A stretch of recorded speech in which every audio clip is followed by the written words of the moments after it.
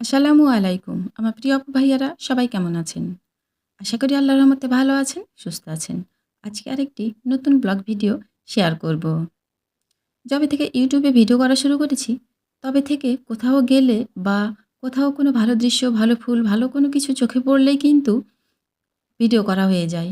এই যে এই ফুলটার ভিডিও করেছি, এই ফুলটার নাম কি আমি আসলে কিন্তু জানি না। আমার প্রিয় আপু ভাইয়ারা আ এটা কি ফুল জানলে অবশ্যই কমেন্টস করে জানাতে পারেন।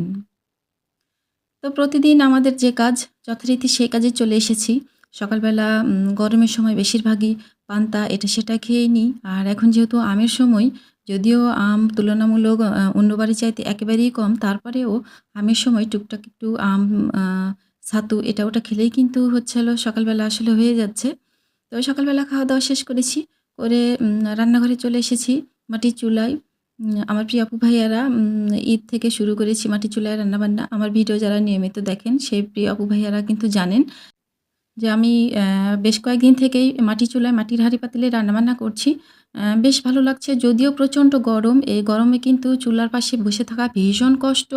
তো আমার প্রিয় আপু ভাইয়ারা তারপরেও কোনো কিছু করার নেই। আগে তো চুলায় রান্না করতাম। তো যাই হোক, এখানে আমি একটা কিন্তু পুরোটাই রসুন নিয়ে নিয়েছি আর নিয়ে নিয়েছি ২ টা পেঁয়াজ, কয়েকটা কাঁচামরিচ আর ২ টা শুকনো মরিচ নিয়ে কিন্তু একটু লবণ দিয়ে কড়াইয়ে কিন্তু আমি মানে ভেজে নিলাম এই পেঁয়াজ, রসুন, কাঁচামরিচ, শুকনা মরিচগুলো ভেজে নিলাম। আর এই যে সরিষা শুরুতেই দেখালাম যে সরিষা একটু ধুয়ে নিলাম। সেই সরিষাগুলো কিন্তু ধুয়ে আমি এই ছাকনাটাতেই রেখে দিয়েছিলাম একদম পানি ঝরার জন্য যেন একদমই পানি না থাকে। তো আলহামদুলিল্লাহ খুবই সুন্দরভাবে পানি ঝরে গেছে। একটুও পানি নেই।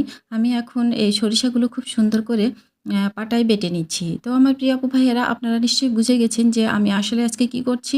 হ্যাঁ, আমার প্রিয় আপু ভাইয়ারা আমি অবশ্যই আজকে সরিষা বাটা করছি। মানে সরিষা ভর্তা। এই সরিষা ভর্তা মানে এতটাই টেস্টি হবে এটা কিন্তু আমি বানানোর সময় একদমই বুঝতে পারিনি। কারণ সরিষা বাটা ভর্তাটা আমি আজকে ১ম খাচ্ছি এবং ১ম এ আজকে আমি বানালাম। আর একদম যেহেতু এটা সম্পর্কে কোনো ধারণা ছিল না, তো বানানোর আগেও মনে হচ্ছিল এবং বানানোর সময় মনে হচ্ছিল যে আসলে এটা খেতে কেমন হবে? আদৌ খেতে পারবো কিনা? আ নাকি আসলে শুধু কষ্টই করছি? এরকম অনেক প্রশ্ন, অনেক কথাই কিন্তু মনে আসছিল। তো যাই হোক, অবশেষে সরিষাগুলো খুব সুন্দর করে বেটে নিলাম। নিয়ে ২ টা শুকনা মরিচ বেটে নিলাম। নিয়ে এখন কাঁচামরিচ, পেঁয়াজ, রসুন যেগুলো ভেজে রেখেছি সেগুলোও কিন্তু খুব সুন্দর করে বেটে নিচ্ছি। আর এই সরিষা ভর্তাটা আমি তো মানে এই সরিষাটা আসলেই কালো বা এটা লাল সরিষা। আরেকটা আছে সরিষা সেটা সাদা সরিষা। সেই সাদা সরিষা দিয়েও কিন্তু এরকম সরিষা বাটা বা সরিষা ভর্তা করা যাবে। মানে আসলে যেকোনো সরিষা হলেই হবে। তো আমি নিয়মিত আমার ঘরে কিন্তু সরিষা রাখি। বিভিন্ন তরি-তরকারিতে সরিষা বাটা দিতে হয় বা দিলে খেতে ভালো লাগে। সে কারণে আমি সরিষা রাখি। তো আজকে আমার একটু সরিষা বাটা বা সরিষা ভর্তাই সরাসরি করতে ইচ্ছে করল। তাই তো চুলার পাড়ে বসে থেকে খুব সুন্দর করে খুব সহজেই কিন্তু আমি এই সরিষা ভর্তাটা করে নিচ্ছি। তো আমার বাটাবাটি একদম হয়ে গেছে। আপনারা ইচ্ছা করলে এভাবে পাটাতে না বেটে ব্লেন্ডারে ব্লেন্ড করেও নিতে পারেন। তো আমার মনে হয়েছে যে পাটাতে বাটলেই বেশি ভালো হবে। তাই তো আমি কিন্তু চুলার পাশেই বসে থেকে কিন্তু পাটাতে বেটে নিলাম। তো বাটাবাটি হয়ে গেছে। অল্প একটু সরিষার তেল নিব। খুব বেশি সরিষার তেল লাগবে না। এই সরিষা ভর্তাতে অল্প একটু নিলাম।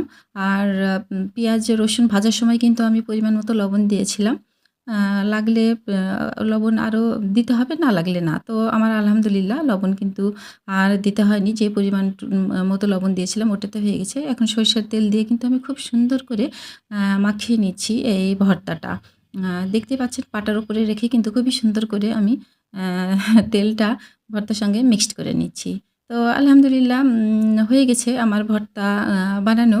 তো আমার প্রিয় আপু ভাইয়ারা খুবই ছোট, ছোট ভিডিও ইদানিং দিচ্ছি। তো অবশ্যই লাইক করে ভিডিওটা দেখে নিবেন আর অবশ্যই ফুল ওয়াচ করবেন।